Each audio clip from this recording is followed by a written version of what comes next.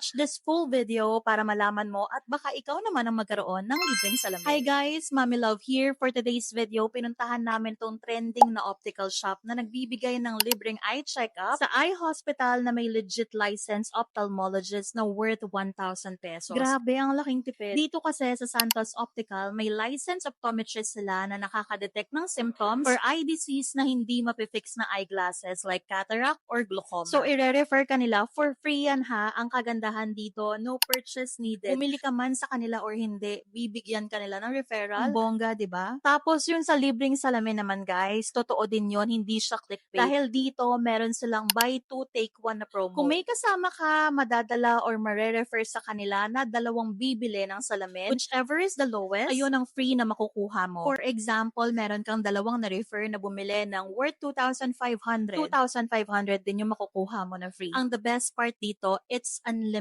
Meaning, papuntahin mo lang yung dalawang referral mo dito, sabihin nila na ni-refer mo sila, automatic, sa'yo na agad yung isang libre na salamin. Tapos, transferable pa yan, guys. Kung kumota ka na sa libre dahil meron ka na, pwede mo siyang ibigay sa mama mo, sa lola mo, kapatid mo, or pwede kahit kanino mo pa ibigay. Super kabog, di ba? Kung mag-a-add man sila ng photochromic at blue blocker, eh yun na lang yung additional na babayaran nila. Kaya naman, syempre, niyaya ko na yung kapatid ko dito na magpagawa, kaya napunta sa akin yung libre nila. Mindset ba? Hindi mo na kailangan magtanong paulit-ulit kung magkano ang frames nila dito dahil naka-organize sila per price. Di ba in your sight we can